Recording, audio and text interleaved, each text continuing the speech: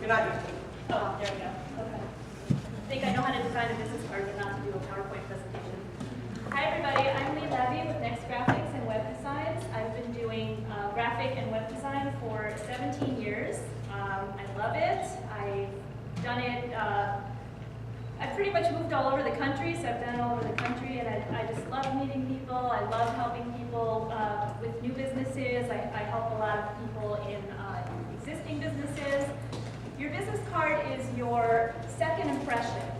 Your first is you, of course, but once you hand somebody a business card, it's very important that your business card reflects you and your business. So your business card can actually kind of make or break your first relationship. So I'm going to show you some business cards today, some examples of good and bad business cards, what you should do on your business card, what you shouldn't do on your business card, and hopefully you guys can take home some really good ideas. And if you have any questions, I'm available. Feel free to ask me. I'll be happy to give you a full evaluation of your card.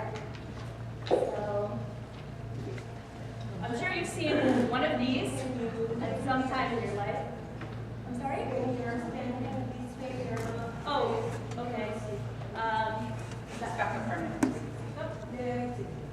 Okay. These are business cards you would normally see for start a business. It's kind of nice, but you know, people will see something like this and they kind of know you either did it on your home printer, an Office Depot, you know, it doesn't really say a lot about your business, and you know, you don't have to spend a lot of money to get a good business card. There's so many things that you can do to get a really good business card and not get it to look like that. Can everybody hear me? Yes. Okay, I know this is hard to read, so I'm just kind of trying to show you guys the genetics of a really good business card. And again, it doesn't have to be fancy, it doesn't have to be full of color. There's so many ways to get a really nice and simple business card and carry your message across. You have to have a really good logo. Don't just write your business name, because a logo represents confidence. It represents your business. It represents what you're all about. Again, logos can be designed by a graphic designer. You can do it with a $20 software. Try to get some kind of a logo together for your business. You should have a good balanced layout. You should have your name. It should definitely be larger than the rest of the text. Your name has to stand out, has to be larger, has to be bold. Putting your name very tiny at the bottom of a business card doesn't say a lot of confidence for you or for your business.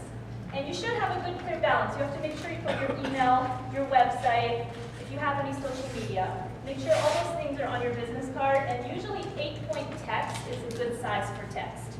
You're doing it yourself on your computer. So it should be organized and very simple. Okay, other things about designing a business card, it should have a really good color balance.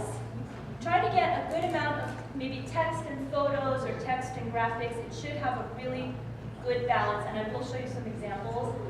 Thickness is very important today, because if your card is flimsy, it's not too impressive. Today, the cost of paper, even though it's going up, there's so many printers out there that are all competing. It's so good to get a thicker quality business card.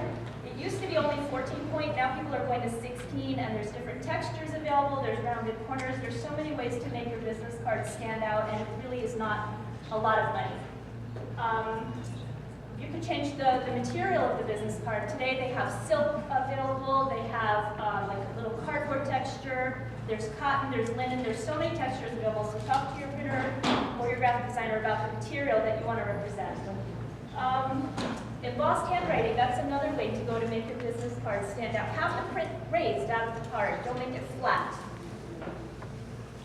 This is one that I've seen a lot lately, the orientation. Instead of everybody's business card going horizontally, make it vertical. That stands out a little bit more than everybody else's. And most important, your card should match the style of your business. For example, you know, I just pulled this out of like a vintage look. This person deals with vintage jewelry. So a good idea for her is to match the card to a vintage look. You can do that with maybe paper. If a paper company would be good to do something like this, but you should match the look of the business card to the style of your product. This is an example for a steel manufacturer. Again, this is very expensive, this bottom one, and you do not have to go this route. They actually can make business cards out of metal, which is just super high-end impressive, but this is another business card that was designed on a regular paper, and it just has a brushed silver look. So again, it represents the kind of business that they're in. Okay. Real estate agents, very good to put your face or your picture on a card. It really stands out, it makes people remember you. This is a really, two good examples. This person, she just doesn't like her picture on her card, but at least she put a good graphic of, homes, the symbols. She made her card look very nice. She did not want to do her picture on it, which is fine. But it is recommended if you're in the service industry, people do like to associate your picture on it. What's that? Get a professional photographer to take a picture and do whatever you need to do to make yourself look. And it really does help people remember you, especially if you need to put a license number or any affiliations down. Make sure you get that. I know you can't see it, but she has her license number up here. That just makes you look really legitimate. Okay. Good example for like a graphic designer or a printer. I can't tell you how many times I see people in the industry with just plain white business cards, but this would so much better represent a printing company, a graphic designer, somebody in the industry. Color, you need to represent the business. Okay. I can't tell you guys how many times I see people forgetting these things on their cards. Your name and your title, it's very important that you have a title in your business. Even if it says owner, CEO, whatever it is, have your title on your card. People will ask you, what do you do there? Your address, if clients come to you, if you go to your client, that's obviously not as efficient. Phone number and email, and your website if you have one. Your logo, obviously. Your slogan or your catchphrase, like a little tagline. If you have a tagline, you should put that because that's another thing that helps people remember you. Social media, this is coming up a lot now. If you have Facebook, LinkedIn, Twitter, make sure you put the little logos and put those things on your card. Those are all ways that people will find you. Those are all good things to have on your card. Turn it over on the back if there's no room. You can easily put those on the back. Photos of you or your work. If you're an artist, if you do jewelry, if you do anything where people need to see your work, put a couple of samples on it. That'll give them like a teaser to open up. Very, very important. Don't ever cross things out on your business cards. Never hand a business card to somebody that's been crossed out. If anything changes, your address, your phone number, 1 digit, don't do that. Just get it reprinted. They're really not that expensive. Okay, does anybody know what these are? Yeah. Okay, so this is another thing. Not everybody has this software, but for the people that do, it's a good thing to have on your card because if a lot of people have it on their iPhones, or if you can scan it, it'll take them right to your website. So this is optional, but a lot of people are doing it. It's a good idea. Okay, now the worst mistakes that can be made. Don't ever order small quantities because the differences in the quantities are so small, it's worth it for you to just put the extra $10 or $20 and get it better. Because if you're going to have to keep reprinting them, it's going to cost you more in the long run. Don't ever go without them. I network everywhere, and I can't tell you how many times I see people showing up with no business cards. Always have business cards in your car, in your home, even at a friend's house. My daughter carries them in her wallet. Always have your business cards everywhere. Okay, don't do sizes larger than 3.5 by 2 because people like to put them in a pile, and if your business card is that huge, it may stand out, but chances are it'll get tossed on the side. Do not use a font that's hard to read. Don't use script. Don't use fancy things that people have to go like this to try to read it. We mentioned making your name larger than the rest of the text. That's very important. And this one. If you can't do it in English, have someone proofread it. It's not pleasant when somebody tells you that you have spelling or grammar mistakes on your business card. Okay, this is a good idea for doctors, people with spas, people who do appointments. It's always a good thing to give a customer the back of a card or something where you can write the appointments on it. It's another thing that'll make them keep it, at least it goes on their phone or their calendar, but they will keep it for a while. So this is a really good idea for people who schedule appointments. Okay, if you guys know anybody here, it's just all in good criticism. This is an artist's business card that was handed to me, okay? okay? You can't really see it, it's wrinkled. It was handed to me like that. Don't ever hand somebody a wrinkled business card. It's better not to give the card than to give it like that. She is also an artist. It's just a white card with some basic little text. I even said to her, you should show your work, show something on it. She said, I came to this event and I just have to do this really, really quick, and you know, but it's sometimes just better not to do it if you can't do it the right way. So don't do things like that. Same thing with this. It's way too wordy. Nobody's going to read it. It's not attractive. There's nothing to look at. It's just pretty much boring.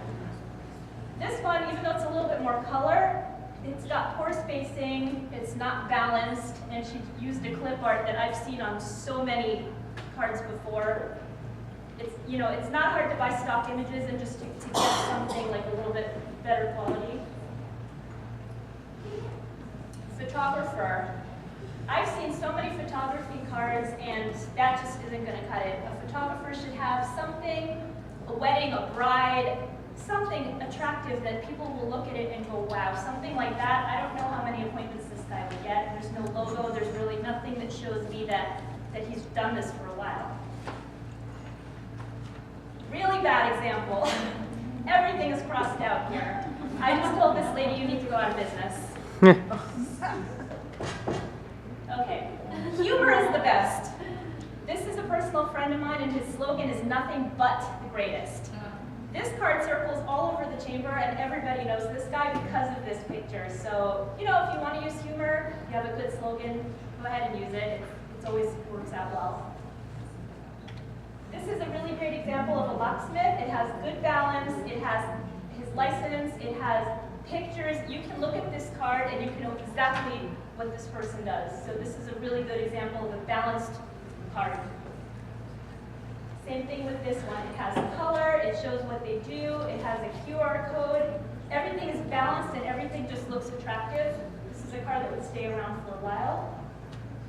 The ILC. Nobody says that it has to be fancy, but it's just attractive. It works. The logo is centered right in the middle.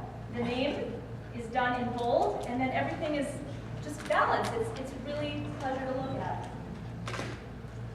Much better for a photographer, don't you guys think? Wouldn't you call this photographer before you would call the other photographer? How am I time? 2 minutes? Okay. I'm done. So basically, just to sum it up, I mean, I hope I gave you guys a couple more tips, you know, that you thought about before, but if any of you want to see me on the break, I will be happy to evaluate the card. Can you put your card? You want to see my card? Yeah. You have to come over to her to see it. That's the whole thing. You have to come over to see it. Right? Make sure they come to you. That way they'll see your card. Yeah, come to me. Thank you, everybody. Thank you.